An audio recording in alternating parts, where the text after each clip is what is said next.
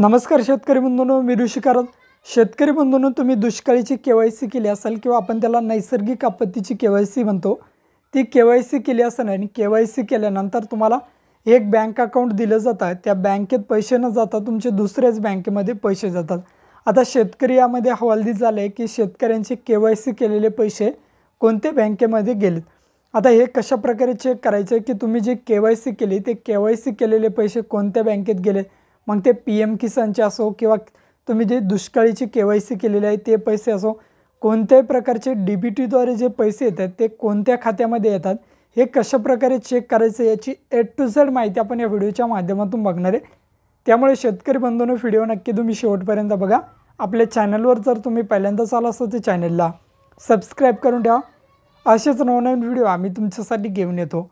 जर तुम्हाला काही विचारायचं असलं तर व्हिडिओला कमेंट करा किंवा व्हिडिओच्या डिस्क्रिप्शन बॉक्समध्ये टेलिग्रामचा ग्रुप दिला आहे, त्यावरती तुम्ही अजूनही जॉईन झाला नसाल तर त्यावरती जॉईन व्हा.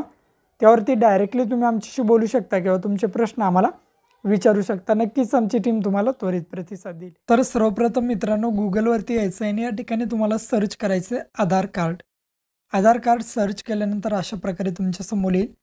या आधार कार्डवर तुम्हाला एक नंबरलाच ऑप्शन दिसतोय माय आधार म्हणून, त्यावर तुम्हाला क्लिक करायचं आहे. याद्वारे तुम्ही बघू शकता की तुमचे दुष्काळीचे केवायसीचे पैसे किंवा PM किसानचे पैसे कोणत्या खात्यावर येतील.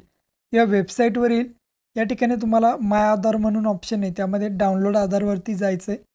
डाउनलोड आधारवरती केल्यानंतर आता लॉग इनचं ऑप्शन आपल्यासमोर येईल. या ठिकाणी बघू शकता लॉग इन म्हणून एक ऑप्शन आहे, त्यावरती तुम्हाला क्लिक करायचं आहे.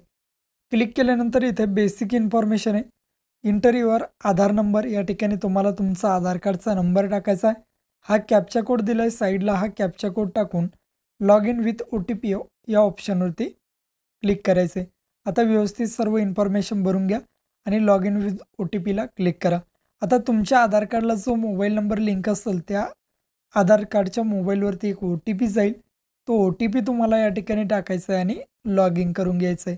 तर या ठिकाणी OTP टाकून लॉग इन करून घेतो. थोडा वेळ या ठिकाणी वेट करा. आता तुम्ही बघू शकता आधार कार्डचं तुमचं स्वतःचं अकाउंट या ठिकाणी ओपन झालेलं आहे. त्यामध्ये सर्व माहिती तुम्हाला या ठिकाणी दिलेली आहे. तुम्हाला आधार डाउनलोड करायचं, अपडेट करायचं, तुम्हाला PVC कार्ड बोलवायचं, तुमचे बायोमेट्रिक थंब लॉक अनलॉक. आता या ठिकाणी तुम्हाला ऑप्शन बघा बँक सीडिंग स्टेटस, यावरती तुम्हाला क्लिक करायचं. याद्वारे बघू शकता की तुमच्या आधार कार्डला कोणती बँक लिंक आहे, त्या बँकेत तुमचे पैसे जाणार आहेत. त्यावरती क्लिक करा. बघू शकता या ठिकाणी तुमचा आधार कार्डचा नंबर दिला आहे वरती.